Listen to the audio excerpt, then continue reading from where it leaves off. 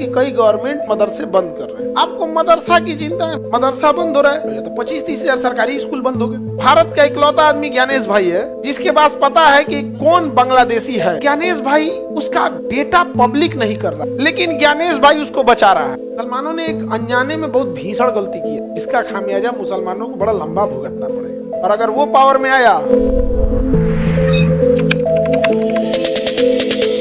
इनका कहना है कि कई गवर्नमेंट स्कूल और मदरसे बंद कर रहे हैं। आपको मदरसा की चिंता है? मदरसा में तो वैसे नहीं हम बस छोटा मदरसा बंद हो रहा है। कितने सरकारी स्कूल बंद हो गए सरकार के हिसाब से? अब डाटा दिखाइएगा। लगभग हमको लगता है 15 से 20 हजार के आसपास, 15 से 20 हजार के आसपास सरकारी स्कूल पूरी इंडिया से बंद किए गए। समझे? तो कुछ चीजें होती हैं जो गवर्नमेंट चाहती है इस मामले को हाईलाइट किया जाए, और मामला किसी काम का रहता नहीं है। जैसे आप देखिएगा, मामला था आपका CAA-NRC का, कुछ खास मामला नहीं था, लेकिन मीडिया ने उसे जानबूझ के हाईलाइट किया, तो इसका राजनीतिक लाभ हो सकता है। अब जैसे हम लोग के चुनाव आयुक्त हैं ज्ञानेश भाई, अब ज्ञानेश भाई के पास, भारत का इकलौता आदमी ज्ञानेश भाई है जिसके पास पता है कि कौन बांग्लादेशी है, बंगाल में कौन कौन बांग्लादेशी है। और ज्ञानेश भाई लगभग लाखों बांग्लादेशियों का वोटर ID काट दिया, लेकिन ज्ञानेश भाई उसका डेटा पब्लिक नहीं कर रहा है। अगर ज्ञानेश भाई उन बांग्लादेशियों का डेटा पब्लिक कर दे, हम लोग लुंगी सहित फेंक देंगे। लोग कहाँ फेंक देंगे? बांग्लादेश, नेपालो फेंक सकते हैं लोग, भारत से फेंक देंगे लोग, लेकिन ज्ञानेश भाई उसको बचा रहा है, वो पब्लिक ही नहीं कर रहा है। जैसे मान के चलिए ज्ञानेश भाई बोला कि हमने 20 लाख बांग्लादेशियों का डेटा काट दिया, तो भाई 20 लाख का बताओ,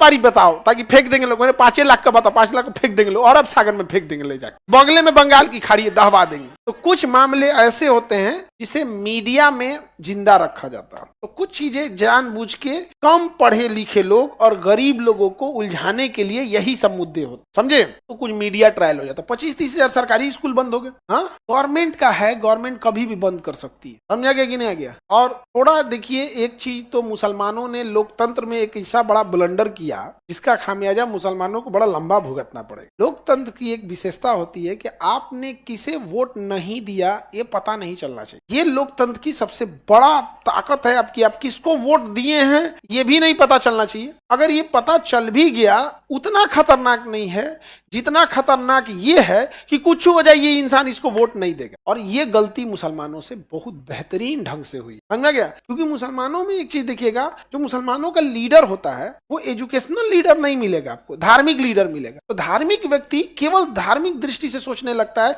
स्ट्रेटेजिक दृष्टि से नहीं सोचता है। मुसलमानों ने एक अनजाने में बहुत भीषण गलती किया है। वो पता है कि मुसलमान किसको वोट नहीं देगा, और अगर वो पावर में आया तो इनको चोट देगा। नहीं समझ आ गया? तो गलती तो इनकी भी है। आप किसे वोट दे रहे हो, मत दे रहे हो, मत बताओ यार किसको दे रहे हो, जाके वोट दबा के चलाओ, वोट दे के चलाओ, क्योंकि आपको घेरने के लिए कहता है। समझ में आ रहा है कि नहीं आ रहा है? अभी हमारा जहां से हम वोट देते हैं, ये एरिया से, पटना में जहां से हम, ये कुम्हरार एरिया है, कुम्हरार का एरिया है। अब कुम्हरार एरिया में हम लोग का क्षेत्र आता है, हम लोग यही वोट देते हैं। अब यहाँ पे ना पिछले 20 साल से RJD का कोई चुनाव खड़ा ही नहीं होता है। ये एरिया में RJD का कोई खड़ा नहीं है। मीडिया का एक हिस्सा था जिसे जानबूझ के इस काम के लिए छोड़ा गया कि कह दो कि खान सर जाके RJD को दिए हैं, मतलब जोड़ने के लिए, जबकि यहाँ से कोई खड़ा ही नहीं होता है। हम कह रहे चोर कहीं का, कम से कम तुम दिमाग लगाओ के करो, यहाँ खड़े नहीं हुआ है। काहे न्यूज खत्म करो, गड़बड़ा गया, नहीं खत्म कर यार।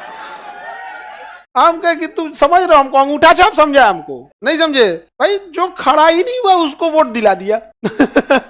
देखो, आप किसी को वोट दो, आप RJD को दो, BJP, कांग्रेस, किसी को दो, वोट आपको देना है, आपका अपना अधिकार है, किसी कहने पे या नहीं कहने पे। लेकिन हम आपको क्या बता रहे हैं, आप उसको समझो। ये वोटिंग एक ऐसी चीज होती है जिससे आपको वन साइडेड दिखाया जाता है। समझ में आया कि नहीं गया? जबकि हमारे यहाँ से वो खड़ा ही नहीं होता है, कुम्हरार से। भाई अगर खड़ा हो और आप कहो तो किसी को डाउट भी होगा कि हाँ खड़ा हुआ है, वोट डाल दिया होगा, कौन ठीक है यार। फिर हम उसी के मालिक को बोले, चैनल के मालिक को, अरे यार तनी पढ़ लिया करो। क्या समझे हो कि जिसे फिरोज गांधी को फिरोज खान कर दिया, हमको भी कर देगा? नहीं समझे? हाँ, अरे कुछ बना देंगे, थोड़े हो जाएगा।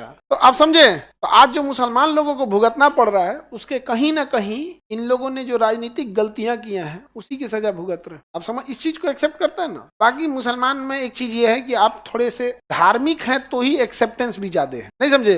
अगर धार्मिक, जैसे मान के चलिए थोड़ा पहनावा ओढ़ावा उसी टाइप का है, टोपी उपी है, ये है, तो एक्सेप्टेंस ईजी हो जाता। नॉर्मल APJ अब्दुल कलाम की तरह रहेंगे तो एक्सेप्टेंस उतना ईजी नहीं होता है। ये उनमें थोड़ी सी है। और आप अगर बोल दीजिए लीजिएगा, बड़ी तेज गुस्सा हो जाते हैं कि तुम कौन ची है, पहले तुम ही को उठा के पूछे गया। तो भाई आप खामियाजा भुगतिएगा, नहीं समझे। उन्होंने कभी किसी डॉक्टर, किसी इंजीनियर, किसी बड़े ओहदे वाले को आगे ही नहीं आने दिया, तुम पीछे ही रहो। और ये किया था वारेन हेस्टिंगस ने। वारेन हेस्टिंगस ने कहा था, क्योंकि यूरोप में पूरे मुसलमान सब हावी हो गए थे, तो वारेन हेस्टिंगस ने जिस तरह से यूरोप से भगाया ना, उसने कहा कि मुसलमानों का लीडर केवल धार्मिक व्यक्ति को रखो। तो इनिशिएटिव उसको पीछे करा दो। पीछे कैसे होगा, तो इन्हीं लोग से कहो कि उन को कोई कोनो काम का है, सो दुनियावी तालीम कोनो काम का है, हटो तुम लोग फिजिक्स केमिस्ट्री बाढ़ में जाओ, यहाँ रखो, यहाँ पढ़ो, हम पारा जैसे पहले शुरू होता है स ल म र ज क, हम कोई पढ़ा है इसमें, यहीं से ना शुरू होता है स ल म र ज क, मतलब मिला मिला के पढ़ने वाला वहीं से। उससे पहले तो कायदा चालू होता है, प्लास्टिक का किताब रहता है, आली बे ते। आगे बढ़े, तो अल्पसंख्यक समझ में आ गया, किसी को दिक्कत?